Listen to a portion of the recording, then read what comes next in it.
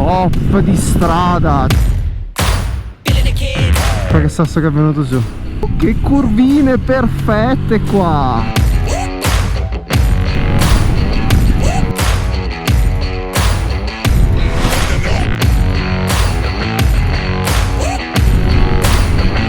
Mamma mia, sembra stare in Alaska.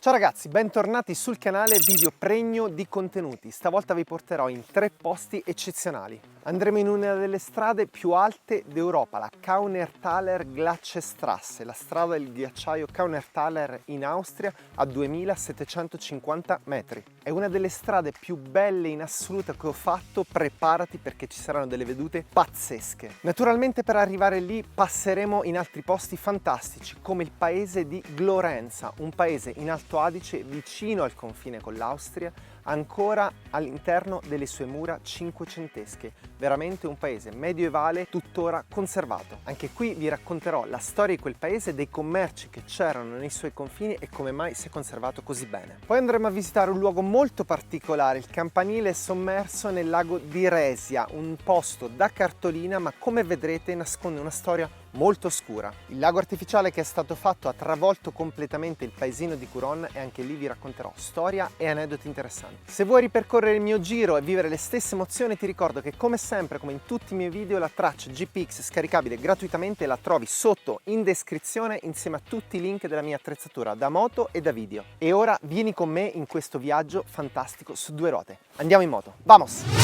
Ok, sono qua a 10 km dal confine svizzero e andiamo a visitare il paese di Glorenza e sono proprio curioso di vederlo perché ha queste mura che la circondano del 1499, molto particolare, è proprio una città di confine.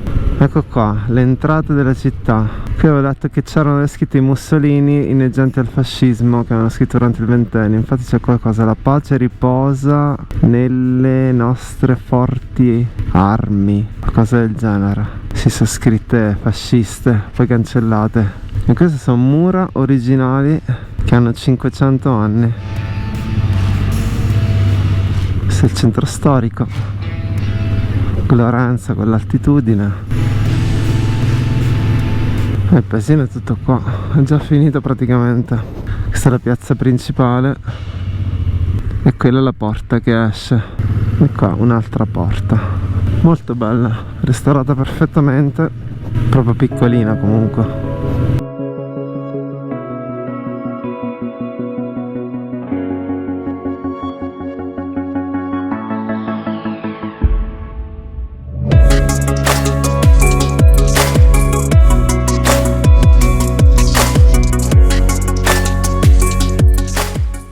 Bene ragazzi, eccomi qua, sono a Glorenza, queste bellissime montagne innevate dietro di me sono delle cime altissime, sono più di 3000 metri, la più alta è la Croda di Cengles a 3375 metri. Ci troviamo naturalmente in Alto Adige, qui a 10 km c'è il confine svizzero, siamo esattamente in Alta Val Venosta. Abbiamo le prime notizie di Glorenza intorno all'anno 1000-1100 ed è il più piccolo comune dell'Alto Adige a fregiarsi il titolo di città. E come mai ha queste mura così possenti? Beh, perché nel 1499 durante una battaglia, si chiamava Battaglia della Calva, in cui non ci addentreremo, la città fu completamente rasa al suolo. Quindi quando decise di ricostruirla l'imperatore Massimiliano le dotò di queste mura molto possenti, molto spesse e sono ancora quelle originali del 1500. È un esempio di costruzione rimasta perfettamente intatta, naturalmente è stata poi restaurata nel corso dei secoli. Poi questa città aveva 2 compiti, sia mercantile sia strategica, era una testa di ponte verso i possedimenti asburgici in Svizzera e poi era una grandissima piazza di mercato per il salgemma che proveniva da Halle in Tirolo e veniva esportato in Svizzera. Facciamo un salto in avanti di qualche secolo, nel 1919 l'Alto Adige entra a far parte, viene annesso all'Italia e così Glorenza. Qui vicino c'è un paesino, si chiama Malles e insieme a Malles c'è questo sbarramento Malles-Glorenza che con degli sbarramenti anticarro e dei bunker stava appunto a bloccare una possibile invasione verso l'Italia che arrivava da nord. Adesso salutiamo Glorenza e andiamo verso il passo di Resia, il lago di Resia, il famoso campanile sommerso di cui vi racconterò la storia. Vamos! Ok, riparto, saluto i miei amici qui che stanno costruendo questa casa, che fra loro parlano in tedesco però bestemmiano in italiano. Si vede che la lingua italiana offre più possibilità di combinazioni, di combo per la bestemmia. Prima volta che vado al Passo Resa, non ero mai stato. Quell'abbazia là davanti è un'abbazia del XII secolo, benedettina. Abbazia di Monte Maria. Questo è il sacrario militare del Passo Resia. Lago, boschi e montagne, proprio quadro perfetto. Questo qua deve essere lo sbarramento della diga del lago di Resia. Ostia, è praticamente vuoto. L'hanno probabilmente svuotato per ripulirlo. Ma che roba, paesaggio incredibile, completamente vuoto. Eccoci qua. Oh, comunque ragazzi, i GS ve li danno dei seri, c'hanno tutti. Ma sicuramente è particolare vedere un campanile immerso nell'acqua. E qua sopra, dietro questo dosso, hanno costruito Curon nuova praticamente.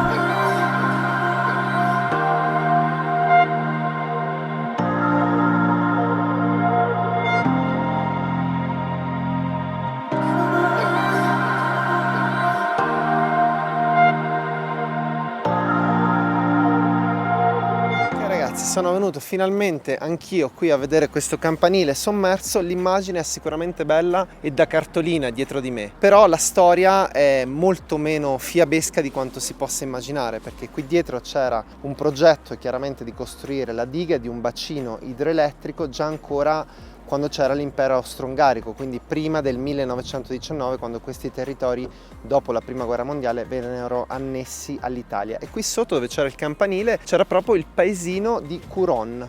C'è da dire che nel progetto iniziale non era previsto l'allagamento dei paesini di Curon e Resia. Poi nel 1939 lo Stato fascista concesse alla Montecatini l'innalzamento del livello dell'acqua della diga di 22 metri, quindi trascurando completamente i paesini di Curon e Resia, che dovevano essere completamente allagati. Poi scoppia la guerra, gli abitanti di Curon e Resia pensano che il progetto viene completamente abbandonato, e invece poi dopo la guerra, continuando a trascurare le realtà di queste persone, la diga viene costruita e quindi le persone che abitavano qui, parliamo di 150 famiglie, perdono completamente i loro averi, i loro terreni e vengono sistemate in delle baracche di fortuna all'inizio della valle. Parliamo di 163 case sommerse, quindi quello che non era riuscito a fare la guerra è stato poi realizzato dall'avidità di alcune persone che appunto hanno completamente tralasciato la vita di questa popolazione che viveva qua. Parliamo di parecchie case distrutte, quindi immaginatevi queste persone che dovevano stare qui ed assistere alla distruzione del loro paese. Voi abitate in una piccola frazione in qualsiasi comune d'Italia, vi dicono che devono fare la diga e voi dovete star lì e perdere la casa dove magari vivevate da decenni, secoli la vostra famiglia, perché qua comunque le famiglie sono stanziate qua da veramente secoli, sono famiglie che sono sullo stesso maso da secoli. Quindi ecco, c'è questo forte contrasto tra il paesaggio pittoresco e la drammaticità dell'evento. Ora continuiamo e si va a Passo Resia, un passo molto importante per gli sbarramenti anticarro che c'erano. Eccoci qua, stiamo andando verso il passo, entriamo in territorio austriaco. Eccoci qua, Passo Resa 1455 e siamo in Austria. Vediamo a quanto sta la benza qua dagli amici di Austria. Di super 1,8, come da noi.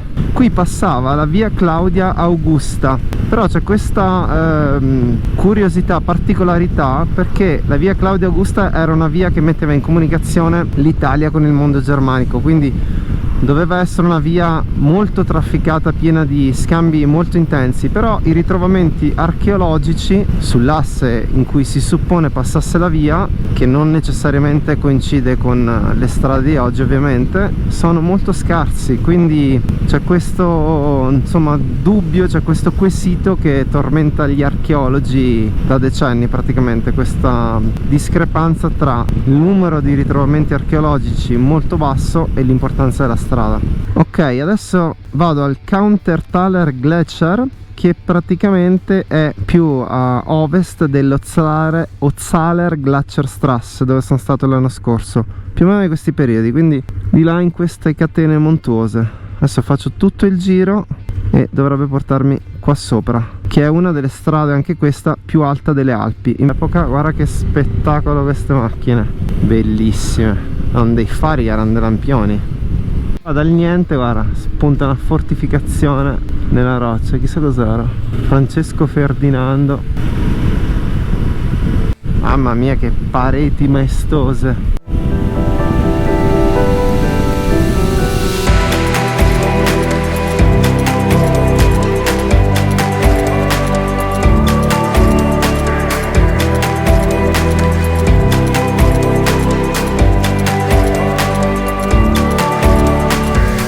Ok, qua c'è la deviazione che a momenti perdevo. Ok, si inizia a passare su questa stradina laterale e poi si dovrebbe ricongiungere con la strada principale che porta su al ghiacciaio. Qua sarà già il 14%. Adesso sono nella valle formata dal fiume, probabilmente di fusione delle acque del ghiacciaio. Teoricamente si dovrebbe continuare, no, sono ancora in una valle laterale, la valle è proprio qua sulla mia destra. Qua siamo a Platz, cioè siamo proprio nel classico passaggio alpino, mucche, pareti toreggianti e cascata d'acqua. Ok, adesso praticamente sono in diretta con la valle, cioè nella direttiva della valle, quindi teoricamente la strada sale su quelle montagne lassù in cima. C'era scritto che è pulita tutti i mesi dell'anno, quindi ho già ragione, immagino che sia aperta adesso. Ma tutto questo pezzo è a 60 che io seguo pedissequamente, viste le multe draconiane qua anche in Austria. Guarda che cascate pazzesche. Perfetto, vediamo quanto si paga. Hello? How much? For one day, Yeah, it's 18 euro. 18 euro. Do I need the receipt? Oh yeah, yeah, okay. So straight ahead. It's one way. Okay, Street up and the same street. Yes. perfect. 26 kilometers from here to the top. Nice. And have a nice afternoon. You too. Thank you. Bye bye. Bye. Ok, 26 km esattamente da qua in cima. 18 euro, amico mio, 18 euro. Adesso vediamo se vale la pena. La Ostaler Gletscherstrasse, quando l'avevo fatta l'anno scorso, è a pagamento anche quella, ma incredibilmente erano alzate sulle sbarre e non avevo pagato nulla. Buono, direi che il limite di 60 non c'è più, quindi un po' di gas si può dare. Oh ragazzi, traffico zero, non ho incontrato nessuno qua, altro che aree per picnic, molto molto selvaggio. Ah, qua però c'è una cava, proprio selvaggissimo non è, stanno tirando giù un marmo. Questo è il muro della diga. Qua siamo a 1641, altri 1000 metri di dislivello a spanne. Spero solo di non crepare di freddo. Ehi amico mio, sto vizio di tagliare i tornanti le persone. Vediamo, la madonna, che spettacolo, pazzesco, mamma mia, bellissimo. Qui siamo veramente al top. Non è piena la diga però, Vediamo questo cosa si vede. Ostia, acqua all'imbuto, panorama incredibile.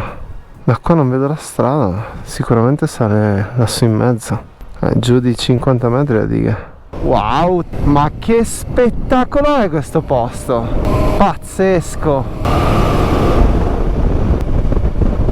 Senti che aria fredda che arriva dal ghiacciaio. Mamma mia, che spettacolo della natura, incredibile, incredibile. Ora si comincia un po' a salire e fra poco sale di brutto. Guarda come va a zig zag la strada fra poco, perché adesso dobbiamo guadagnare quota. Andiamo a fare pranzo a 2700 metri. Mamma mia, ma ogni angolo è più bello di quello di prima. Iniziamo a essere gassati qua ragazzi, iniziamo a essere gassati. Vai Transalp. Ma che top di strada, cioè Austria come strade, non ho parole, guarda. Guarda che rocce, queste sono tutte levigate dal ghiacciaio, che sono probabilmente i mezzi per tenere pulita la strada. Mamma mia, sembra di stare in Alaska. Immaginavo che era bello, ma sto livello di bellezza, di selvaggio, natura preponderante è incredibile. Questa acqua direttamente viene da quelle fonti, da quei nevai lì, bellissimo. Continuiamo. 18 gradi. Guarda qua che sasso che è venuto giù. 23, riesco a capire cos'è, 1950 metri. Guarda come hanno scavato la strada in mezzo alla roccia. Madre de Dios. Beh, qua ragazzi ve lo straconsiglio. Io ancora non sono arrivato e solo fino a qua è incredibile. 2058, ancora 700 metri bisogna salire. Lassù si vedono gli impianti di risalita. Ma che paesaggio è? Ma che posto assurdo è da esplodere! Ah, non sentite l'aria frizzante che c'è, ma è un posto sconvolgente. Sto continuando a fermarmi a far foto perché è troppo bello. Qua anche venire a fare trekking è fantastico. Lì c'è il ponticello che lo attraversa. Guarda dove hanno fatto gli impianti di risalita sulla cresta. Ok, questa strada, se continuo a fermarmi così spesso perché è bella, non la finirò mai. Mancano 6,7 km.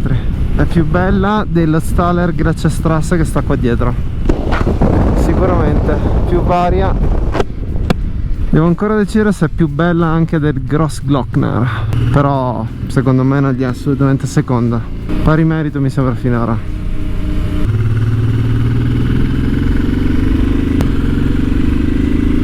Adesso entriamo nel territorio nevoso. Da quel punto là in poi c'è neve ai lati, quindi da 2003 in poi va ancora dentro 5 km, non è poco. Ma qua inizia la neve anche al bordo della strada.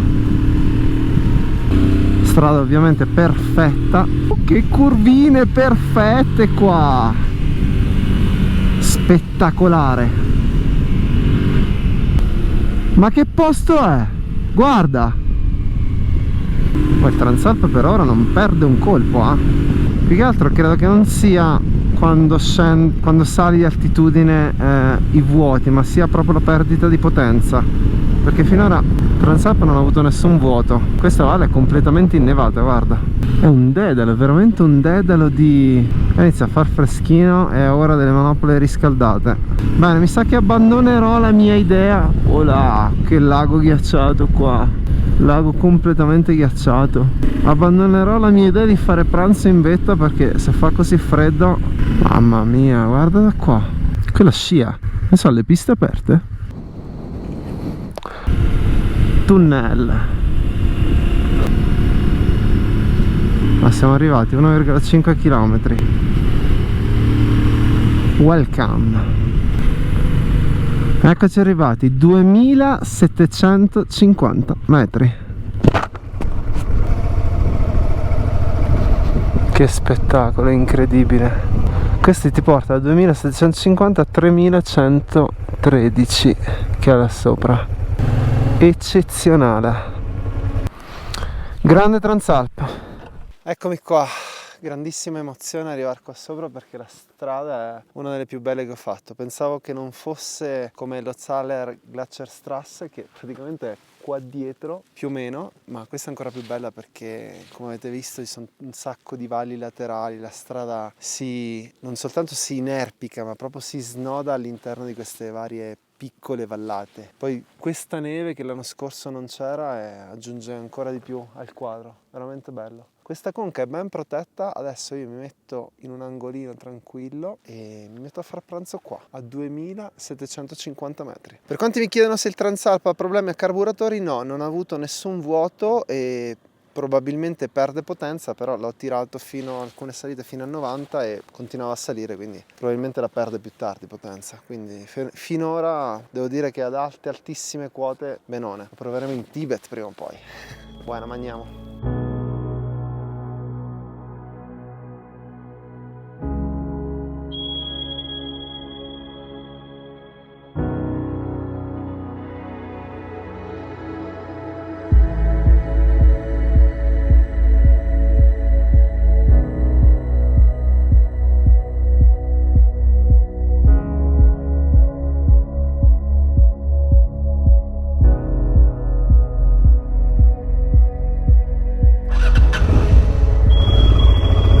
Bene, direi che possiamo ripartire. Bel posto, bella strada. Ora la diga laggiù dov'è, incredibile quanto sono salito. Anche scendendo sembra bellissima, comunque con queste montagne si stagliano sull'orizzonte. Senza parole. È una strada incredibile, è quasi più bello scendere che salire. Si aprono tutta una serie di scenari incredibili, pazzeschi. Bene, ora ci ributtiamo nella valle secondaria, perdiamo un po' di quota e ci riscaldiamo un po'. Questa è la parte più tortuosa.